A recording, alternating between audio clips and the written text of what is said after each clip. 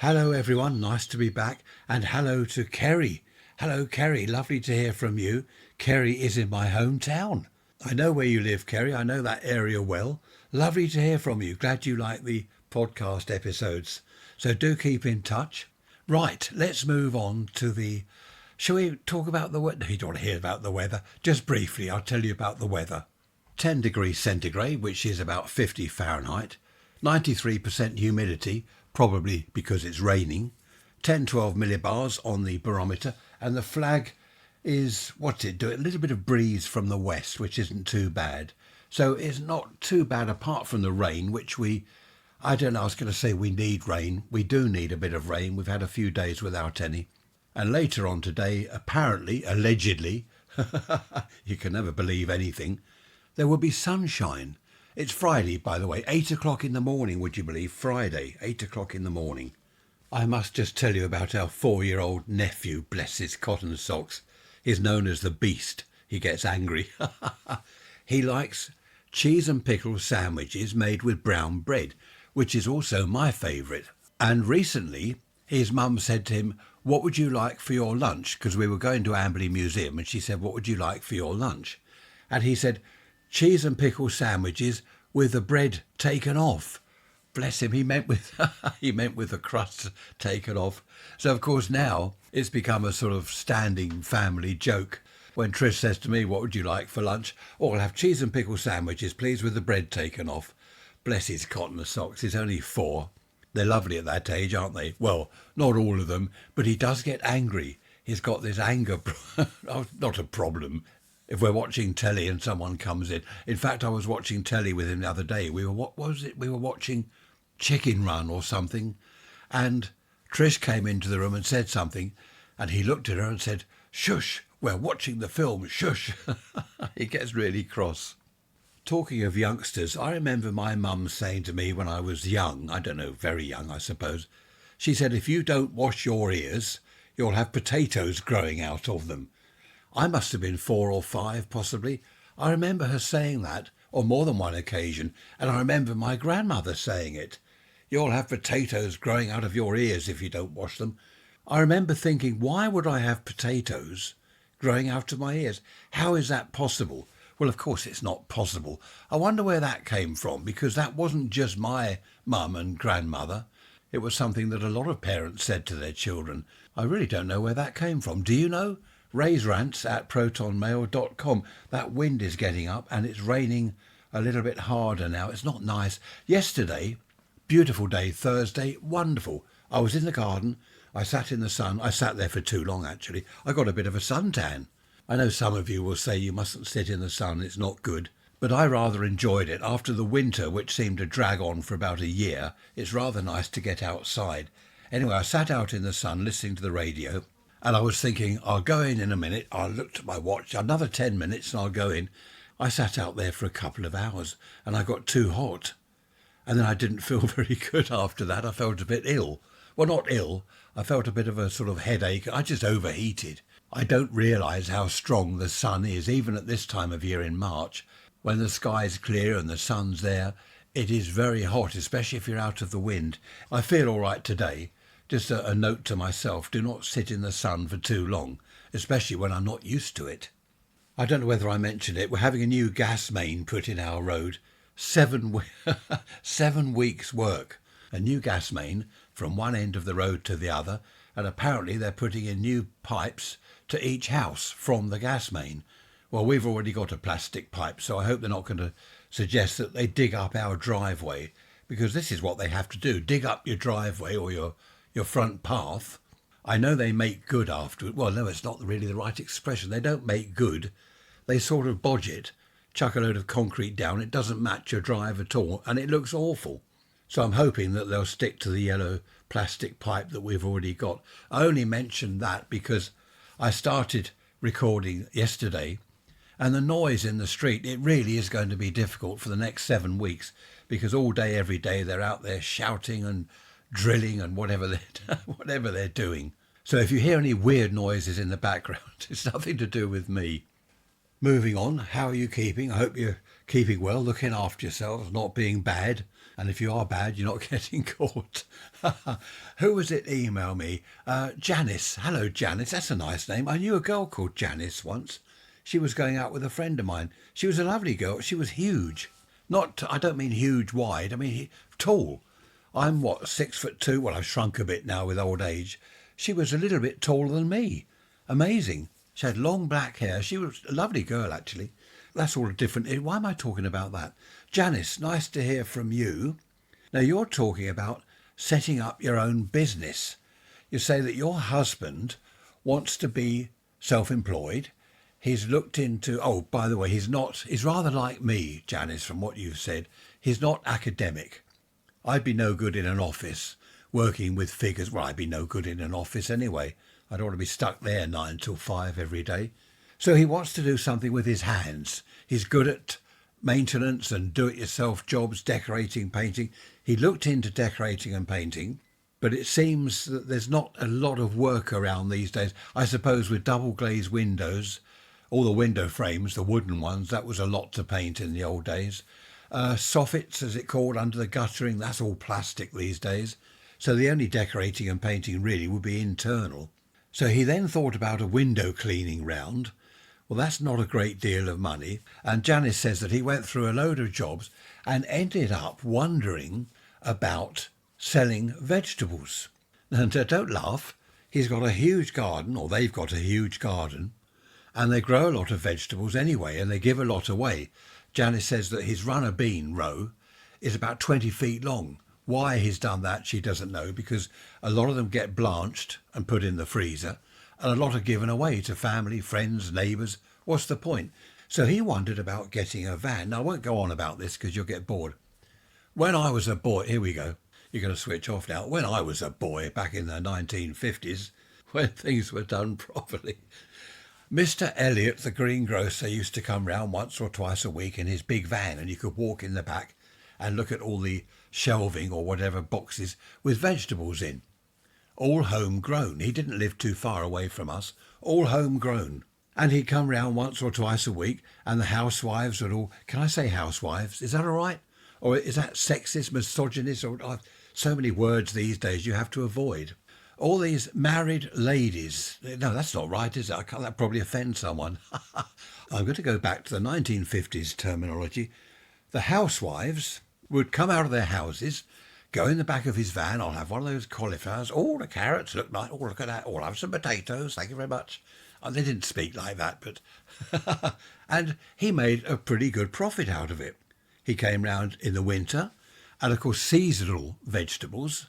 He didn't have raspberries and strawberries all year round like we do these days, which is ridiculous. He had all the seasonal stuff. So in the winter you've got sprouts, Brussels sprouts, things like that. So Janice's husband, Janice, you haven't told me his name, so we call him Fred. Fred, he wondered whether it would be a good thing to do that, having a big garden and growing vegetables anyway. Now, here's the thing. What with the price of petrol in Britain is so expensive. Everything is. No wonder they call it Rip-Off Britain. He worked it all out, and he didn't reckon that he'd even break even. Running the van, MOT, insurance, petrol, servicing, tax, all this stuff. OK, growing his own vegetables wasn't sort of financially crippling. He worked it all out on paper, and he reckoned he wouldn't make a profit. And Janice's point is it's such a shame because these days, people that want to go self-employed, he had thought about a shop, a greengrocer's shop. They looked into it, and the rent of a local shop, the electricity bill, the insurance, the business tax and all this other stuff, it just, no way they could do it. And she's saying it's such a shame. And I understand this, Janice, because I've been self-employed most of my life. In the old days, it was easy. Well, I say easy. Things weren't so horrendously expensive. Mr. Elliot, who came round in his van, he was a relaxed person. He was always happy and smiling. There was a park behind his big garden that he had. And I used to go to the park and I'd see him in his garden and he'd wave, hello there. And he'd be doing his vegetables. He'd be weeding and watering and mucking about. It was more like a hobby to him. And he obviously made some decent money because he did it for years. So I can see your point, Janice. Going self-employed these days, you've got to be so careful. What do you do? Window cleaning's no, well, I say it's no good. I suppose it's all right if you've built up a big enough round. But of course you're relying on the weather, aren't you? You can't go around cleaning windows in the lashing rain or in the winter when everything is covered in snow and ice. What this Mr. Elliot chap used to do was he grew his own tomatoes, but he also bought tomatoes from local gardeners. Now, I remember this. I remember a chap who lived next door to me many years ago. He grew tomatoes in his big greenhouse and he sold them to the local greengrocer shop over the road, which was a small family-run business. They'd buy his homegrown tomatoes, so he's making a little profit. They'd put their profit on. It all worked for everyone. It was nice.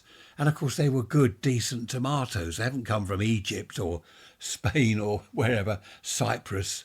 They were good homegrown tomatoes. Do you know Worthing, where I am, was famous for tomatoes? Many years ago, Worthing was covered in massive greenhouses. Look it up on the internet. Worthing, West Sussex, tomatoes, greenhouses. Type all that in and you'll have pictures come up of all the greenhouses. We were known here nationally, I'm not sure about worldwide, but certainly nationally, sunny Worthing. That's why the tomatoes were grown here. I don't think we could call it sunny Worthing now. Sunny now and then Worthing. Sunny if you're lucky, Worthing. But we were known here for tomatoes. And of course there's Mr. Elliot, he'd grow his own, he had a greenhouse. But he'd buy other people's tomatoes, cucumbers, anything like that he would buy from them. He wouldn't rip them off, they made their profit. He'd put them in his van and he'd make his profit. It all worked out. But you can't do it these days. Everything now, there are so many rules and regulations and the price of everything. It's just prohibitive, isn't it, really? I just went to have a slurp of my coffee and it's disgusting. It's gone cold.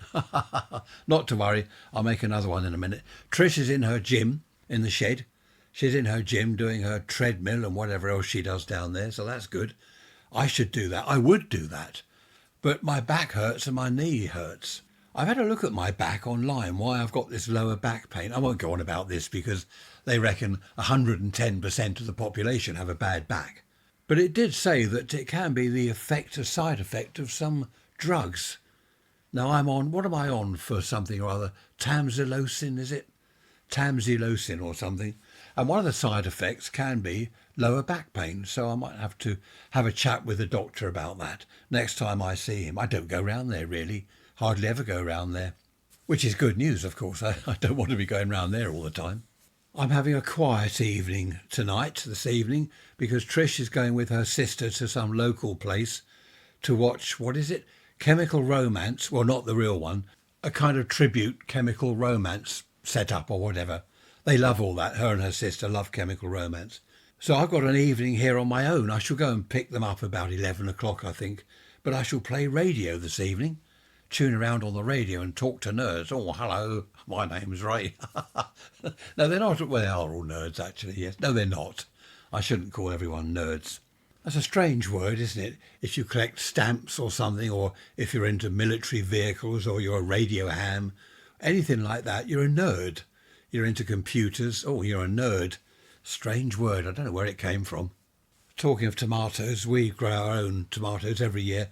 And my brother-in-law said, he said, oh, I'm not going to bother. He said, he's right, actually. It's a lot of work, a lot of effort. You buy seeds or you buy the plants and they're not cheap. You've got to look after them. You've got to feed them and all this stuff.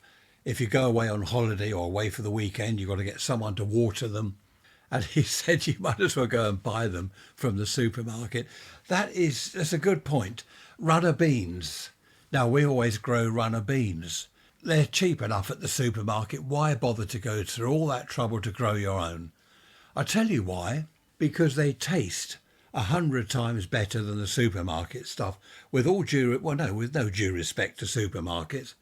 The runner beans aren't the same. You buy a packet and have a look on it. It'll say Egypt or Portugal or something. Why do we get runner beans from Egypt or Portugal or Spain or wherever? We've always grown our own runner beans here. What was it the government or someone was saying the other day about taxing people or banning people from growing their own food at home or something? Idiots. Honestly, We've got so many idiots behind desks these days. Oh, I better not say that. I was about to say something. I better not say that. I might be inciting violence. So, grow your own vegetables. I am. Runner beans are beautiful. Picked straight off the vine, is it? Tomatoes. You take a tomato straight off the vine and eat it without even washing it, and it is wonderful. It tastes like a tomato. You buy a tomato from the supermarket and eat it. It's just a watery whatever. It's sort of tomato-ish, but nothing like growing your own. I grow radish as well. Pull a radish out of the ground, just wipe the mud off it. Don't wash it, just wipe the mud off it and eat it.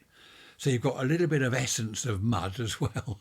Proper food, real food, not all washed and chemicalised and turns up in a plastic bag. Straight out of the ground, wonderful. Talking of the garden, I sat out in the garden the other day, not yesterday, whenever it was, with my little recorder. And there were the birds singing. I thought that would be a nice little bit of background with the birds singing. So I sat there and started chatting to you. I've deleted it now because pneumatic drills started in the road, and there's also some building work going on at the back of us. So there's hammering and sawing from the back, pneumatic drill in the road out the front. I switched the recorder off and gave up on that idea. But I do like sitting out there. Do you remember last summer, well, every summer, I'll sit out there in the shade of my pergola or pergola, whatever you want to call it, coffee percolator, sit there in the shade on a lovely hot day and chat to you. I've got the pond next to me, so you hear the water trickling, the birds singing. Well, not for the next 7 weeks at least, if not more, with the building work going on over the back of us. They're building 2 houses. I don't know why I'm laughing. I've been watching them. They don't build houses like they used to. Oh, no, I wouldn't go into all that. But honestly, the materials they use now, stone the crows.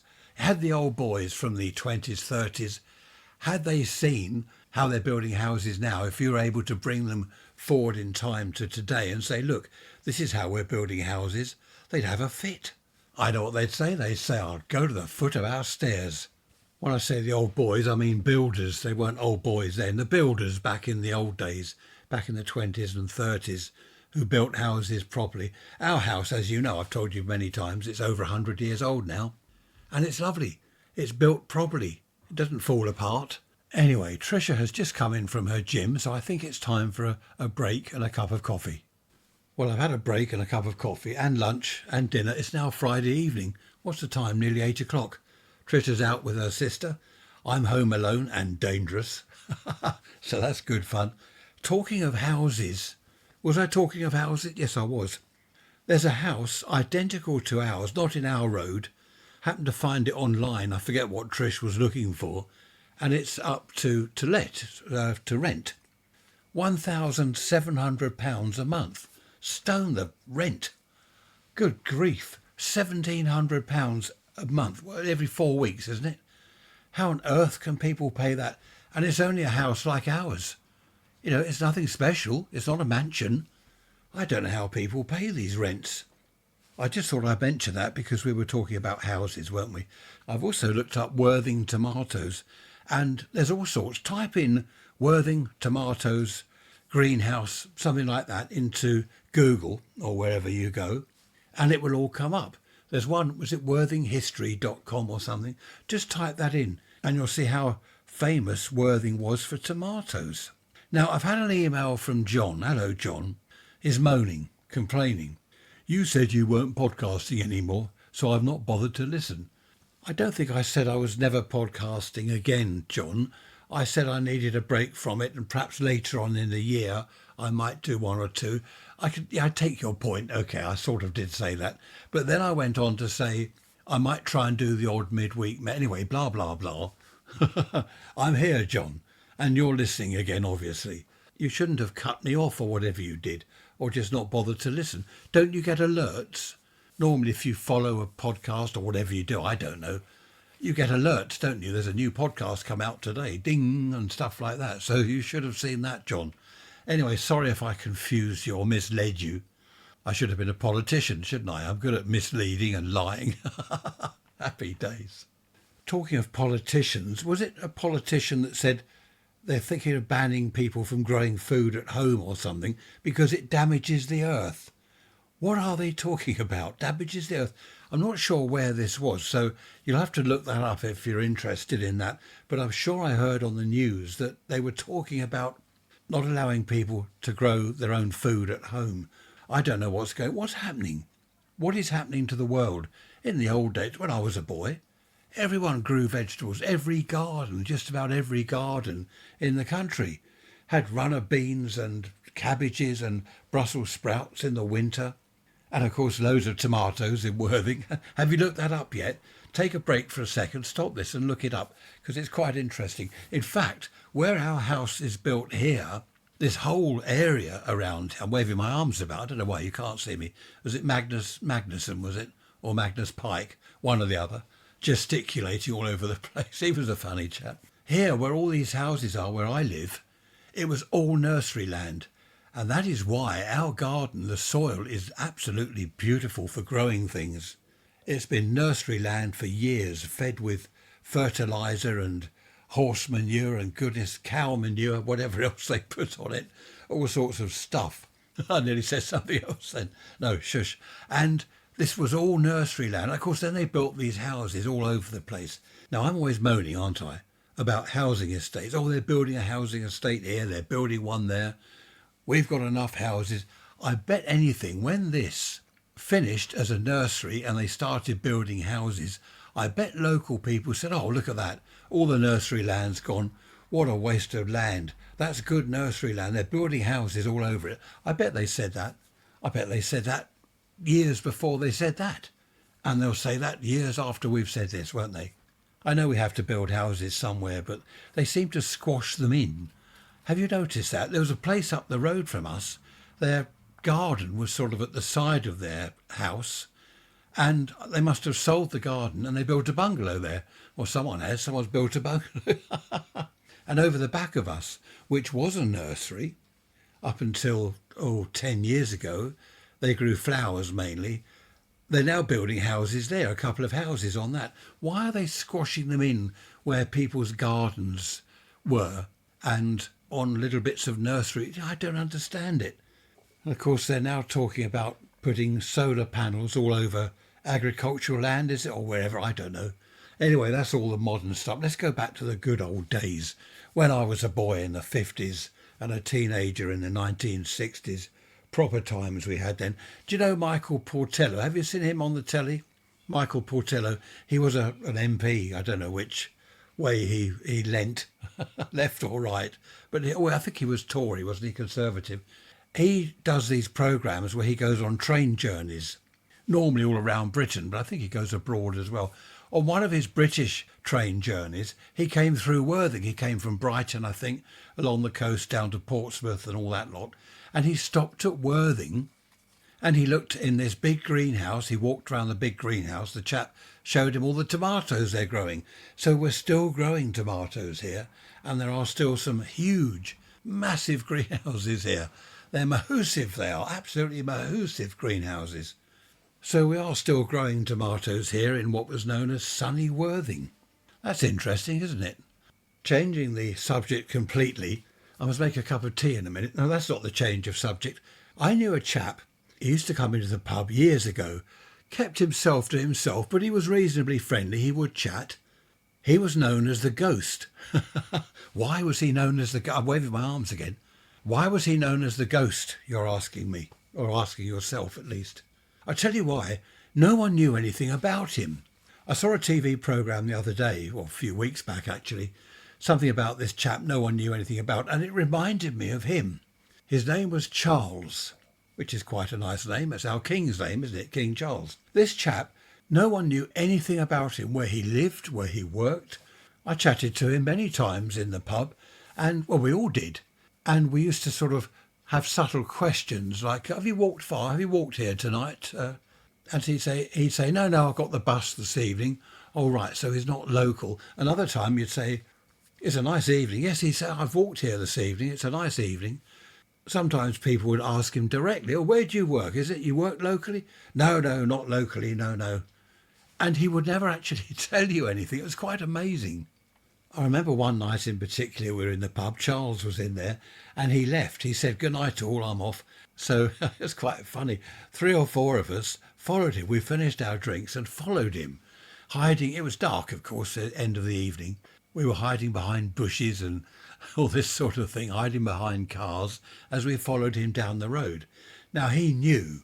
He looked round a couple of times. He stopped to light a cigarette, and we could see he was looking back. He knew that we were there. He knew what we were doing. So we gave up and went back to the pub. And the next evening we saw him. He said, "What were you lot doing following me the other night?"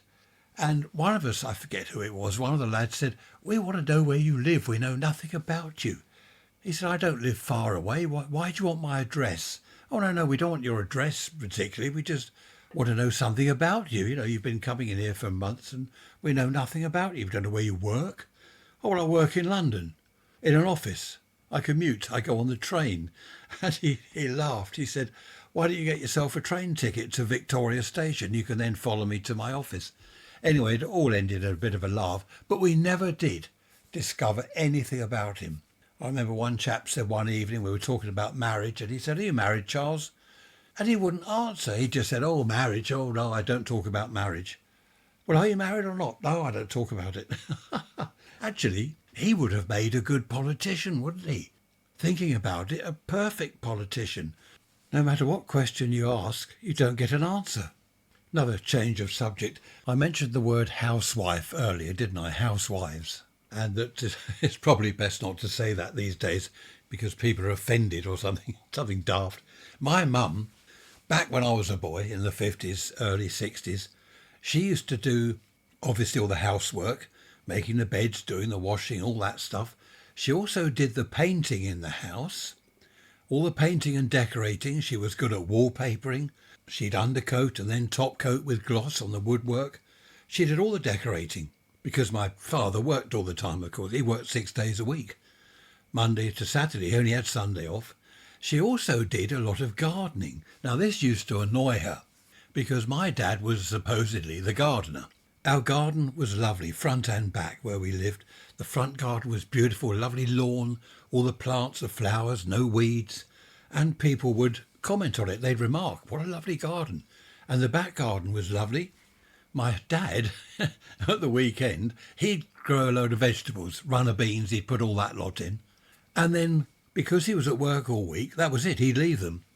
If my mum didn't water the runner beans and everything else he'd planted, they'd die.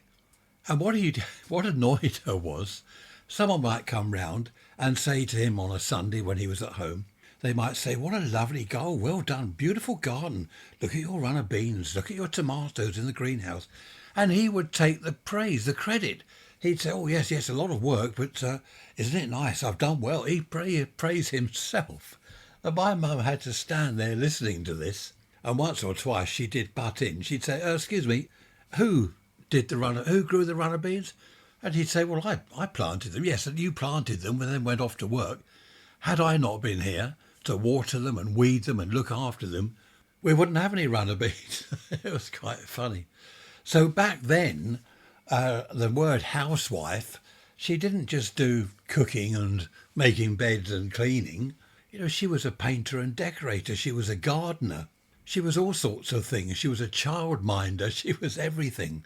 An organiser of children's birthday parties. The same thing today, actually. I know a lot of mums go out to work today. But the same thing today, isn't it? Mums organise this, they do that. I don't know that they always get the credit for it. Anyway, I'm not going down that route. I just start digging a hole that I can't dig myself out of. I get a load of emails from men saying, "What do you mean they don't get the credit?" It's true though, isn't it? Come on, chaps. They don't always get the credit for what they do. It's an unpaid job, isn't it? Being a housewife. Well, it used to be back then.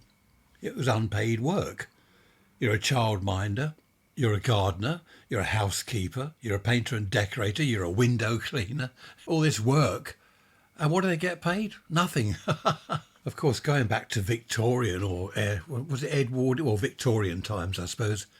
The chap was the boss of the house, wasn't he? The husband. And he'd get in from work and then go to his club. He'd go out, perhaps go out to dinner. I think I've mentioned this before.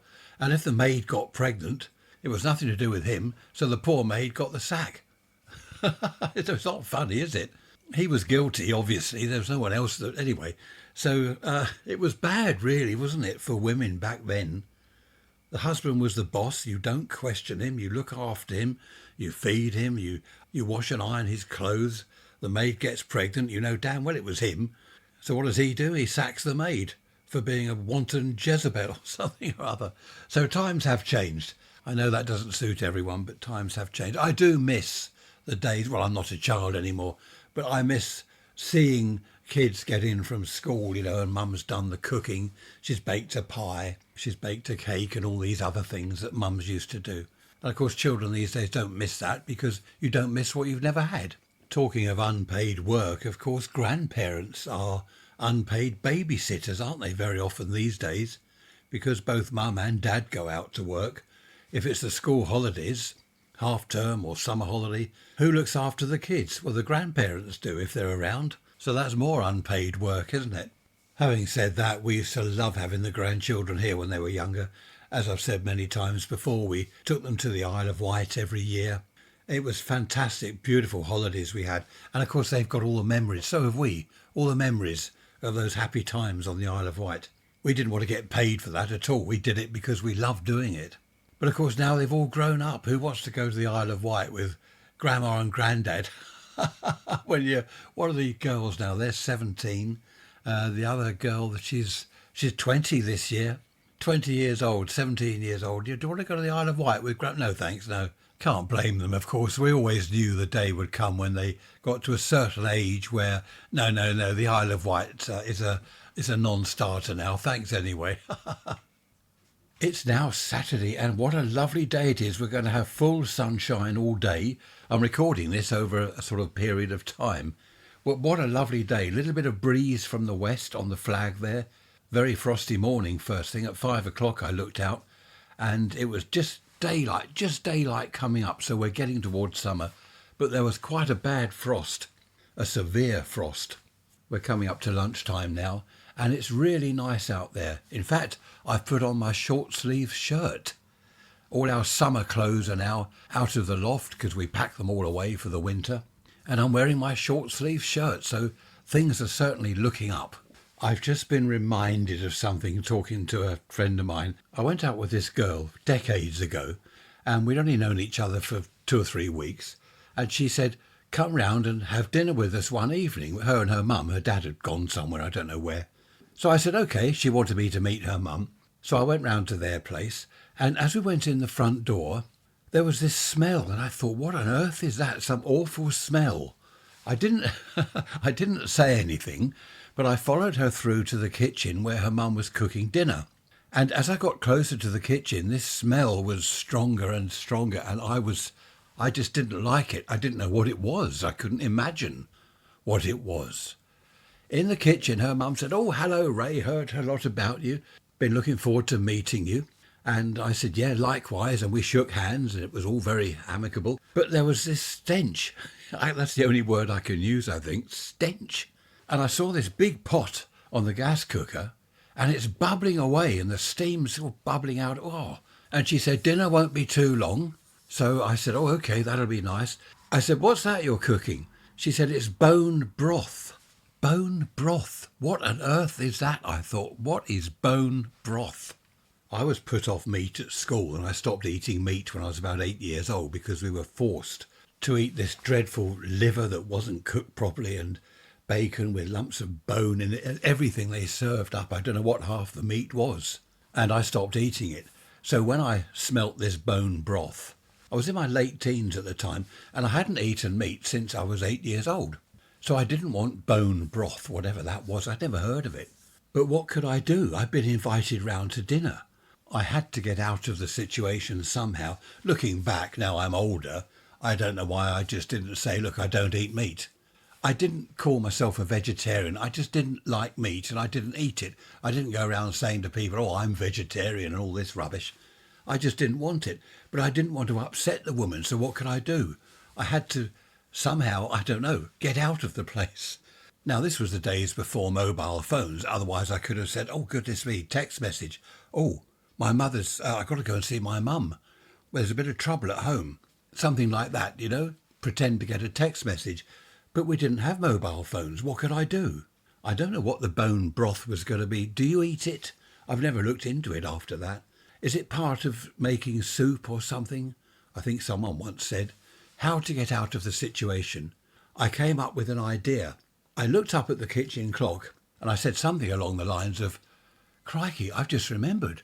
I'm supposed to be picking my mum up from town. And the girl I was going out with, she said, oh, you didn't mention that. I said, I've only just remembered.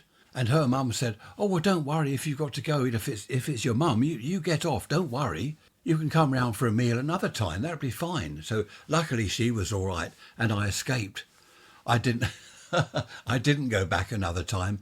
I did see the girl a few times after that, but I didn't go back round there for dinner, although I was invited several times. There was another episode. I went out with a girl, went round to meet her parents. I don't know why they always wanted me to meet their parents, but anyway, I went round there and her dad poured me a glass of whiskey. Now, I don't like whiskey. Just the smell of it makes me feel sick. I know some people love whiskey. I just can't do it. I don't know why. And he poured me this glass of whiskey, passed it to me and said, cheers. So I had to drink it. I sipped a bit of it. Oh, I drank it and I didn't like it at all. It made me feel quite ill. Looking back, why did I do all that? Why did I make excuses? Do you do that? Raise rants at protonmail.com. Why didn't I just say to him, sorry, I don't like whiskey. Have you got a beer or something else? He would have said, yeah, that's fine. And why didn't I say to the girl's mother, sorry, I don't eat meat. I don't like it. She would have said, oh, that's all right. I'll find you something else. Now that leads me on to a group of us that used to be in the pub. One of them would say, let's go to Brighton. And I think, oh, I don't want to go to Brighton. I really don't. But I would go anyway because, I don't know, I was part of the group, 5 or 6 of us, that all going to Brighton. I didn't want to go, but I went along with it. I should have said, no, I don't want to go to Brighton. I don't like Brighton. He did this over a period of weeks, 2 or 3 times. Let's say it was the 3rd time. I said, no, I don't like Brighton. I did stick up for myself. I said, I really don't like Brighton. I'd rather stay here. And one of the other chaps said, actually, I'll stay with Ray. I'm not that keen on Brighton. And then a 3rd chap, I'll stay as well. And, you know, it transpired that 4 of us didn't want to go to Brighton. We never had. We'd only ever gone along because this chap had said, oh, let's go to Brighton. And we wanted to be kind of part of the group. But the main part of the group didn't want to go to Brighton. Anyway, after that, I started saying no to people. I started telling them the truth. Do you want to come to so-and-so next weekend? No, I don't like it. That's it, end of subject. Not excuses. Oh, well, next weekend. Hang on, no, I can't. Saturday afternoon I'm doing, Sunday is out as well. We're going to so-and-so Sunday. Sorry, can't make it. I don't do all that rubbish now. I just say I don't like it. That's what I said to everyone about Butlins. Shall we book you for Butlins, Ray? We're going in September. No, can't stand Butlins. Don't take me anywhere near that place. They all know, don't ask Ray, he won't go to Butlins. But isn't it funny though? I remember even my mum, when I was a child, she would make excuses to people, especially my dad's parents, her mother and father-in-law. They were weird. They'd say, oh, come over for tea on Sunday, come over for tea. And she'd say, okay, yes. So, and we'd all have to go over for tea. None of us liked it. And she started making excuses. Oh, I'm sorry. I used to hear her on the phone. Oh, I'm sorry, not this Sunday. We can't Sunday. We're doing so-and-so. And she'd make these excuses. I remember saying to her, why do you lie to them? Why don't you just say, I don't like you, we're not coming? She said, well, it's rude, isn't it? Well, it might be rude, but it's the truth. Anyway, that's what I do now. Last night, as I told you, Trish went with her sister. She went to this Chemical Romance tribute thing, whatever they are. I don't like that at all. There was no seating. Oh, her brother-in-law went as well. So it's her sister's husband and Trish. 3 of them went. Now, even if it had been something I'd like, there's no seating. They were there for 5 hours, standing. I can't do that. I'm getting too old. I can't stand around for 5 hours. So I didn't go. They know that I don't like that sort of thing, so I didn't go. Everyone's happy. They enjoyed it. I'll tell you what, though. Stone the crows, I'll tell you what. £22 for a ticket. I suppose that's cheap these days. I don't know. I'm out of touch. £22. The rounds of drinks, they only had 3 rounds. Tell you why, 3 drinks each. 20 quid a round. The round was a beer for brother-in-law, gin and tonic, only single, gin and tonic for Tricia, and glass of wine for sister. £20 a round. So after they'd had 3 rounds, they did a round each. There's 60 quid gone. They thought, right, we'll stay off the drink now. They were searched as they went in. Brother-in-law had his wallet searched. I don't know what they thought was in there. Drugs or something? I don't know. I mean, he's in his 60s. Would he go around with drugs? I don't know. I'm just way out of touch with prices and everything. 20 quid for 3 drinks. Stone the alcohol. It's incredible, isn't it? No wonder people stay at home. No wonder the pubs are finding it difficult to survive these days. I think the average, what did I hear the other day? Was it the average price of a pint of lager in the UK is £5? In London you can pay 10 or more. Down here, what's the cheapest? Our club's pretty good. I forget what it is round at the club. But it's all so expensive. You might as well do what most people do. What most people do is go to the supermarket, buy a load of booze there and bring it home.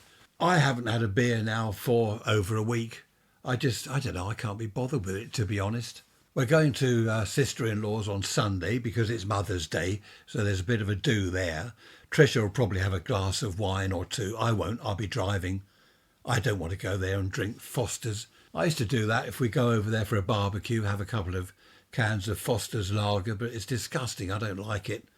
And that meant that Trish couldn't have wine, so she had to drive home. So I just drive there and back now. I can't be bothered with the booze. Talking of wine, I must just tell you this. There was a chap in our group, I'm going back to early 20s, I suppose. He saw himself as a wine connoisseur. He knew all about wine, he knew everything. And he was always on about, what is it, the bouquet, or it's got a good nose, is it? All this stuff. I don't know. I don't like wine, so I don't know what any of it means. And he just talked rubbish. He wasn't a wine connoisseur at all. So what we did, we were all going round this chap's house. I forget why. Oh, something to do with pirate radio, I think. We were setting up a pirate radio transmitter. And this chap came along and we planned all this.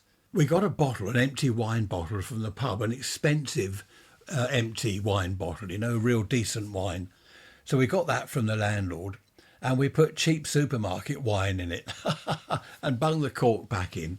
So when he came round, the chap whose house it was, he said, right, who wants a drink? I've got some nice wine here. And this so-called wine connoisseur, oh, let's have a look at that. Oh, yeah, oh, that's so-and-so, yes, oh, that's French, that comes from so-and-so part of France. All this rubbish. He was just reading the label. So this chap poured him a glass and he's sniffing it, you know, and rinsing it round his mouth. Yeah, nice bouquet, and it's a good nose, all this rubbish. And it's this cheap supermarket plonk. It was so embarrassing. We didn't tell him. We were going to tell him the truth. We were going to say, look, here's the empty bottle. It's the cheap supermarket rubbish. It's not much better than vinegar. But we couldn't bring ourselves to do it. This poor chap going on about, anyway, there we are. But that was quite funny. We set him up. It was a sting. I was going to tell you about this Australian chap who wasn't Australian at all. He came into the bar one evening. I'll tell you that next Sunday because I'm running out of time now. 3/4 of an hour nearly, so I'm improving, aren't I? Won't be long, we'll be back to the hour, if I can get the time. Things are beginning to settle down here at long last.